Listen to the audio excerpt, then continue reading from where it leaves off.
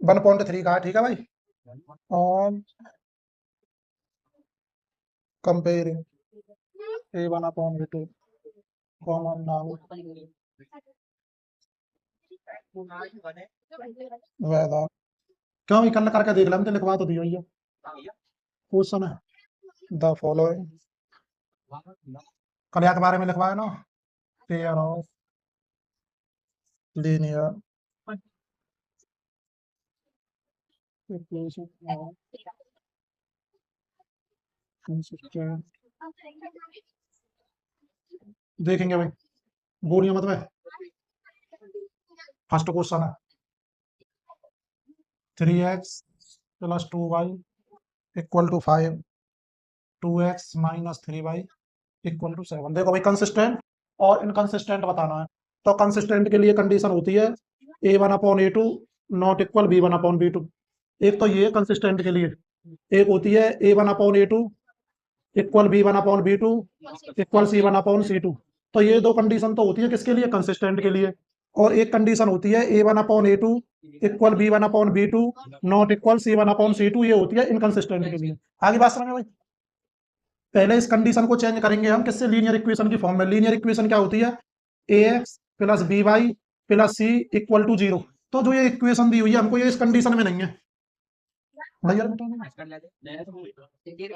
तो पहले यहाँ कंडीशन में चेंज करेंगे, तो देखो कैसे, जो प्लस का 5 है वो दूसरी तरफ आके किसका हो जाएगा, माइनस का।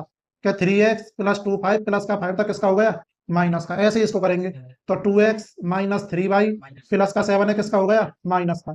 अब जो फर्स्ट इक्वेशन है उससे तो मिलेंगे हमको A1 B1 और C1, और जो सेकंड इक्वेशन है उससे A2 B2 C2। जो ये कांस्टेंट आया यहाँ x और y, इसको नहीं लेते, ठीक है भाई। क्यों, क्योंकि जब इसको इससे कंपेयर करेंगे इस इक्वेशन से, जो लीनियर इक्वेशन की स्टैंडर्ड फॉर्म है, तो यहाँ भी x है यहाँ भी x है, तो कंपेयर करने पे x से x क्या होगा, हट जाएगा। तो a की वैल्यू कितनी आएगी भैया, 3। ऐसे जब यहाँ y को y से कंपेयर करेंगे, y से y हट जाएगा, b की वैल्यू कितनी हो जाएगी, 2। ऐसे यहाँ c की वैल्यू कितनी हो जाएगी, आ गया समझ में। तो A1 = क्या हो गया भाई, 3, B1 = 2, C1 = A2 = B2 = C2 = कोई दिक्कत। अब चेक करो, A1/A2 क्या है भाई, 3/2, B1/B2 ये हो गया 2/-3। तो देखो ये 2/-3 है, तो अपॉन में हम कभी माइनस नहीं छोड़ते। तो क्या करते हैं हम, इसको डायरेक्ट कर देते हैं ऊपर। पर ये ऊपर आता कैसे, देखो जब अपॉन में माइनस हो तो माइनस से मल्टीप्लाई नीचे करो, माइनस से मल्टीप्लाई ऊपर करो, चाहे डायरेक्ट चेंज कर दो, नंबर पूरे मिलेंगे। पर कभी कोई पूछ लेता है कि नीचे वाला माइनस ऊपर कैसे आ गया, तो -1 से ऊपर मल्टीप्लाई, -1 से नीचे मल्टीप्लाई। जब तुम -1 से ऊपर करेंगे तो माइनस का 2 हो जाएगा, और जब नीचे करेंगे तो माइनस माइनस क्या हो जाएंगे, प्लस। इसलिए ये क्या हो गया बेटा, ऊपर वाला माइनस का हो गया। C1/C2 निकालो भाई, -5 और -7, तो क्या हो गया ये 5/7। तो देखेंगे A1/A2 इक्वल B1/B2। जब ये दोनों इक्वल होंगे, A1/A2 और B1/B2 इक्वल होंगे, तो हम C1/C2 को चेक करेंगे। जब A1/A2 और B1/B2 इक्वल नहीं होंगे, तो C1/C2 को चेक नहीं करेंगे। अब देखो यहाँ A1/A2 और B1/B2 इक्वल नहीं थे, इसीलिए C1/C2 को नहीं लेंगे। आगे बात समझ में। तो इस कंडीशन में क्या होता है, कंसिस्टेंट इनकंसिस्टेंट। हाँ भाई, दिक्कत हो तो बताओ, दोबारा बताना। आ गया समझ में, बोलो। सेकंड देखेंगे, सेकंड क्या है, बोलो जल्दी जल्दी। 2x - 3y = 8, और सेकंड 4x - 6y = 9। तो देखो भाई, चेंज कर लेते हैं पहले। 2x माइनस का 3y प्लस का 8 है इधर आके, माइनस का 4x - 6y प्लस का 9 है इधर आके, माइनस का। तो A1 क्या हो गया भाई, 2, B2 क्या, B1 क्या हो गया, C1 क्या हो गया। बोलने की नहीं ना बोलो, या मैं आवाज आई, कोई दिक्कत ना। A2 का क्या हो जाएगा 4, B2 का क्या हो जाएगा, और C2 का करो भाई चेक। A1/A2 क्या हो जाएगा, 2/4। ये हो गया भाई 1/2। अब निकालेंगे B1/B2। B1 क्या था, -3, B2 क्या था, -6, ये क्या हो गया 1/2। अब C1/C2 निकालेंगे। C1 क्या था, -8, और C2 क्या था, -9, तो ये क्या हो गया 8/9। तो देखो A1/A2 B1/B2 ये दोनों इक्वल है। जब ये दोनों इक्वल है तो C1/C2 को देखेंगे, तो ये C1/C2 नॉट इक्वल है, क्योंकि A1/A2 1/2, B1/B2 भी क्या था 1/2, C1/C2 क्या था 8/9, इसीलिए क्या हो गया नॉट इक्वल। तो इस कंडीशन में कंसिस्टेंट है इनकंसिस्टेंट है, इनकंसिस्टेंट है। देख लो तुम्हें, हाँ भाई कोई दिक्कत हो तो बताओ। प्लस 5/3y = 7, और क्या था 9x - 10y = 14। पहले चेंज करो इसको, देखो 3/2 प्लस सही है भाई, प्लस का 7 इधर आके माइनस का हो गया, 9x minus 10y equal to 14 equal to 0 निकालो। a1 क्या हो गया 3/2, b1 क्या हो गया 5/3, c1 क्या हो गया, a2 क्या हो गया, b2 क्या हो गया, c2 क्या हो गया, करो भाई चेक। a1/a2 तो 3/2 और ये क्या था 9। अब देखो यहाँ जो फ्रैक्शन है, फ्रैक्शन में दो चीज होती है बेटा, न्यूमिनेटर और डिनोमिनेटर। तो ये वाली फ्रैक्शन तो हमारी कंप्लीट है, और यहाँ क्या है केवल 9 ही 9 है, तो हम किसी भी नंबर के नीचे 1 मान सकते हैं, 1 से कोई फर्क थोड़ी पड़ता है, ऊपर नहीं मान सकते नीचे मान सकते, यानी न्यूमिनेटर में 1 माना जा सकता है, हो चाहे ना हो, उससे कोई फर्क नहीं पड़ेगा, ठीक है। तो फर्स्ट का मल्टीप्लाई होता है फोर्थ से, और सेकंड का मल्टीप्लाई होता है थर्ड से, तो 3 बन जा 3 और 9 2 जा 18, तो ये क्या हो गया भाई 1/6। बताओ कोई दिक्कत हो तो दोबारा बताओ, ये चीज फिक्स है। देखो ये तो फ्रैक्शन कंप्लीट है, ये तो हो गया न्यूमिनेटर, ये हो गया डिनोमिनेटर। जब तुमने a2 लिया तो a2 में क्या था केवल न्यूमिनेटर न्यूमिनेटर था, और डिनोमिनेटर हमने क्या मान लिया 1 मान लिया। तो जब 1 मान लिया तो जो फर्स्ट वाला नंबर है उसका मल्टीप्लाई होता है फोर्थ नंबर से, फिक्स है ये। और जो सेकंड वाला है उसका मल्टीप्लाई होता है थर्ड से। जब तुम फर्स्ट का फोर्थ से करेंगे तो 3 बन जा 3, और जब 9 का 2 से करेंगे तो 9 2 जा 18, ये दोनों कट गए, किससे 3 से कट रहा है, 1/6 आ गया। अब चेक करेंगे भाई b1/b2, b1 कितना है 5/3, b2 कितना है -10, इसके नीचे भी क्या मान लेंगे 1, पहली का चौथी से, दूसरी का तीसरी से, करो भाई। ये हो गया 5 बन जा 5, और माइनस ऊपर कर देता हूँ, ये हो गया 30, ये क्या हो गया माइनस का 1/6। कोई दिक्कत तो ना भाई कैसे भी।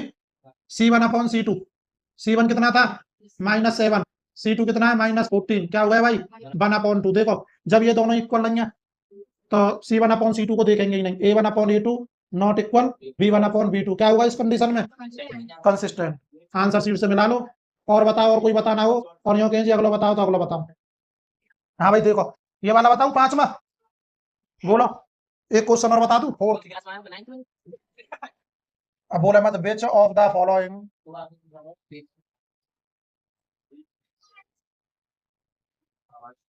पेयर्स ऑफ,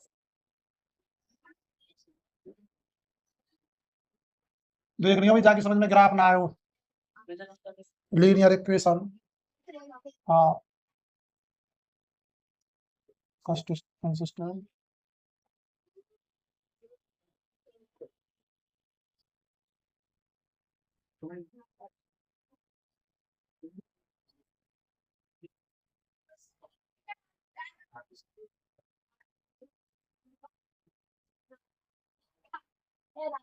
देखो क्या कह रहा है क्वेश्चन, पहले तो ये चेक करना है कि कंसिस्टेंट है या इनकंसिस्टेंट है, फिर बोल रहा है यदि कंसिस्टेंट है तो ग्राफ बनाना है, ठीक है।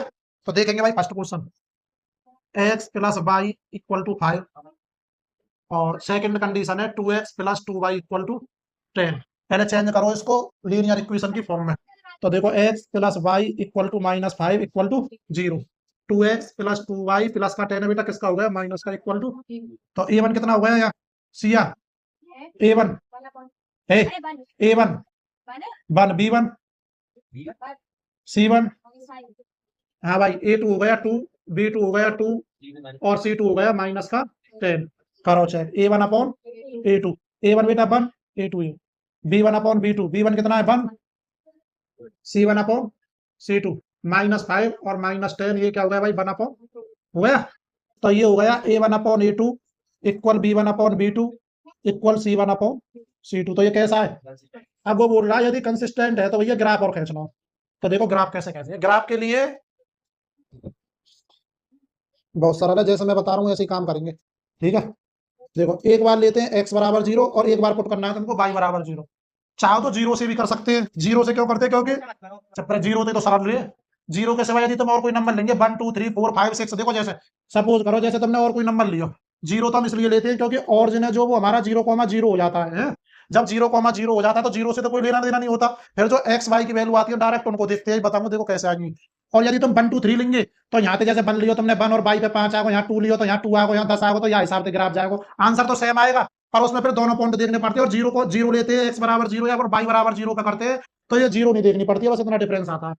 लाइन वैसे ही जाएगी, देखो पुट x = 0, 0 लेंगे y = 5, ये क्या हो गया भाई y = अब एक बार x = 0 लिया, अब एक बार लेंगे y बराबर, पुट y = 0, ये हो गया यहाँ x = 5। कोई दिक्कत, बॉक्स बनाओ। देखो यार जब x बराबर तुमने 0 लिया था, ठीक है भाई, तो बाई की वैल्यू कितनी आई थी? जब तुमने बाई बराबर 0 लिया था, बाई की जगह 0 तो एक्स की जगह क्या आया था? तो देखो ये नंबर क्या हो गया हमारा 0,0, तो ये 0 है हमारा, यहाँ तो हम डायरेक्ट देखेंगे एक्स पे 5 या बाई पे 5 या खिंच के लाएंगे, ये फायदा 0 लेने थे। यदि 0 के सिवा और कोई नंबर लेके करेंगे तो थोड़ा सा ग्राफ हार्ड रह जाएगा बस।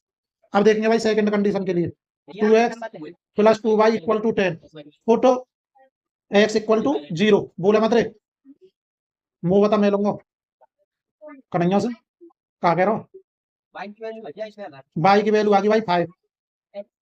सेकंड कंडीशन भी ऐसे ही लेंगे, जब हमने x इक्वल टू 0 लिया था, अब बेटा y इक्वल टू 0 लेंगे, पुट y इक्वल टू 0,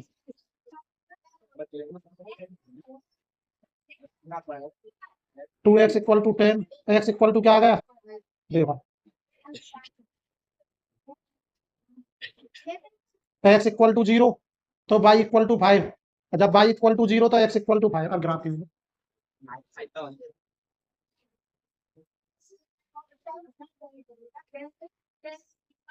यहाँ हो गया 0,0 और 1 2, कितने भी तक भी खींच सकते हो।